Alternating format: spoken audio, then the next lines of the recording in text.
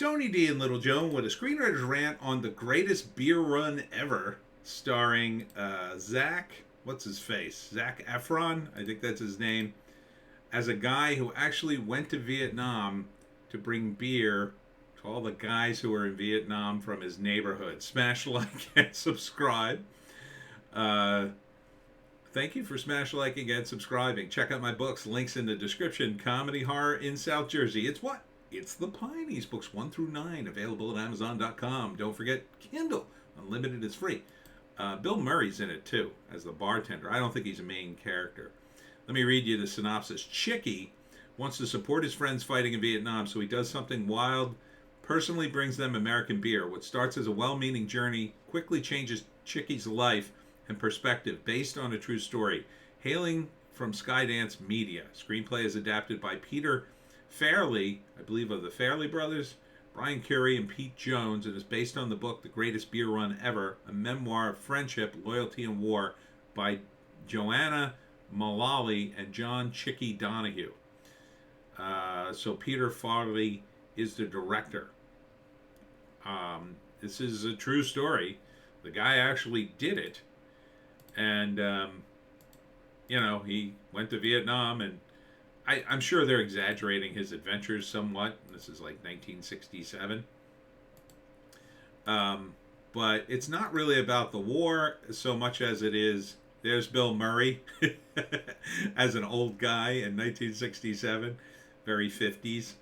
I love the glasses. He's doing a great accent, too. So he basically makes a bar pronouncement, as guys are wont to do. Oh, I'm going to do this. And everybody goes, oh, yeah, right. And then he books a flight or checks out the flights. Then he smuggles the beer into Vietnam because I think it's illegal. Some point he meets up with Russell Crowe, and he's a reporter. And he goes to various guys from his neighborhood and gives them beers. And then this guy is his next door neighbor. He surprises him, and the guy's kind of mad. He's like, you think this is a joke? And all kinds of horrible things, Vietnam things happen to him. And then in the end, I guess he goes home with the coffins. Whew.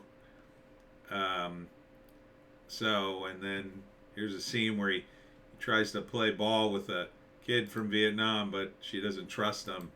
So basically, he's also going to tell what's really happening over there. And these guys are all kids, and I'm sure at the end of the movie it's very sad when we find out half of them died.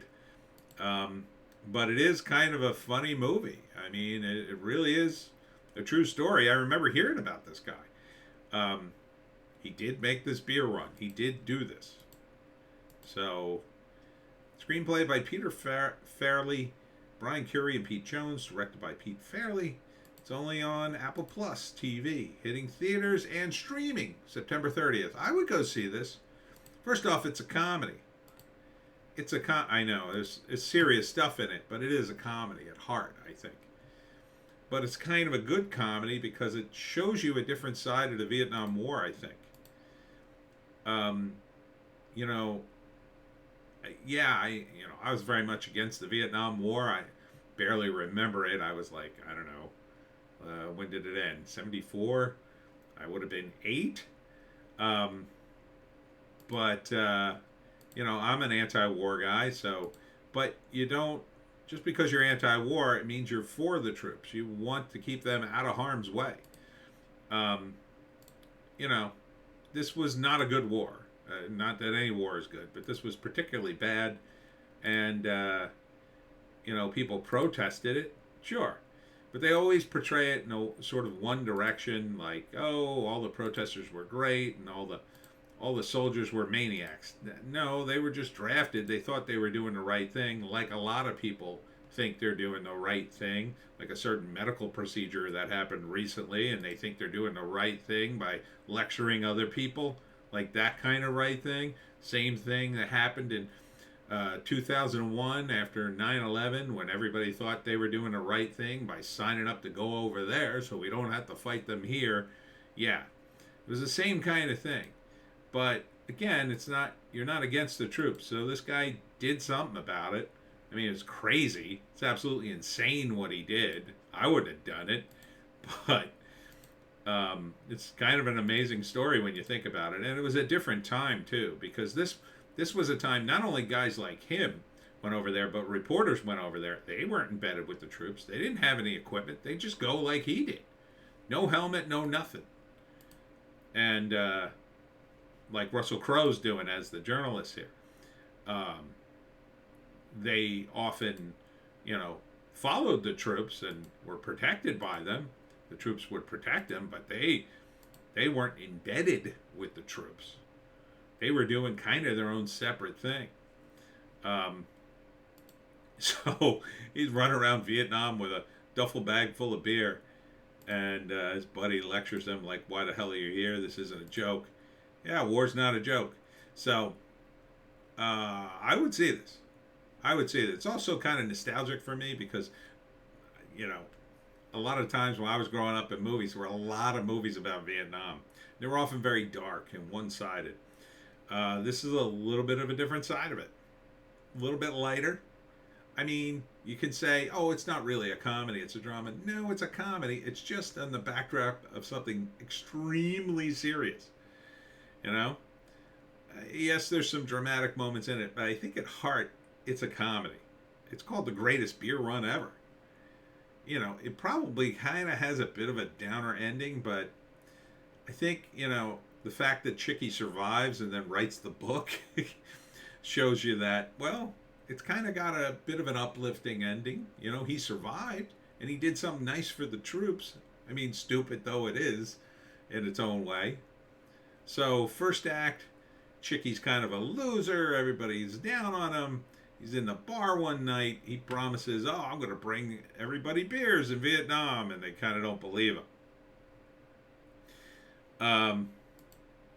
And then, stuff going on with protests against Vietnam. Bill Murray is the bartender. He makes the promise and then he goes. And then you get to see the rules at that time. And he somehow books a flight and, I don't know, takes a boat or whatever. Gets to Vietnam.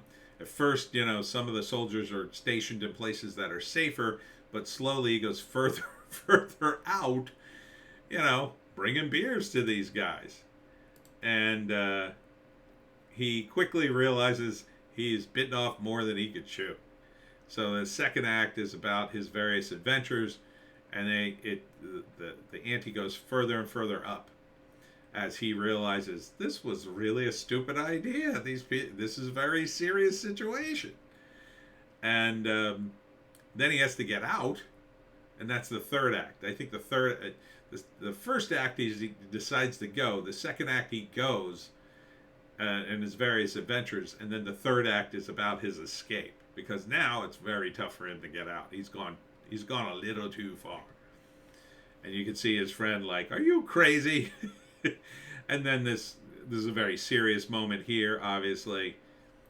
But then at some point he gets back, and it's like a resolution that he did something. The greatest beer run ever. I'd see this movie. It looks kind of funny. It really does. I applaud the Fairley for directing this thing. Am I saying that right? I feel like I'm not saying that right. I hope that's one of the Fairley brothers. Anyhow, Zac Efron finally in a role that I can go, oh, that looks like a decent flick. Looks like a decent flick. Okay. Well, that's it for me, Tony D, and Little Joan, sleep on my lap. Oh, you're so cute. Check us out on Odysee, Bitchute, and Rumble for our more base takes. We do 4 videos a day. Sorry for the late videos tonight. I will be in Millville tomorrow at Bogart's Bookstores. Bogart Books. It's a great store. It's got a cafe. It's got used books. I'll have my books. There'll be live music. The town's great. Has little restaurants and shops. So come on out for a night. I'll be there starting at 4. I'm not sure how long I'll stay. I'll stay for a few hours at least, probably 4 or 5 hours, depending on how good it goes. I usually like to stay 4 or 5 hours at least. So it should be a nice night. The weather's going to be great. So I hope to see you there, and we'll see you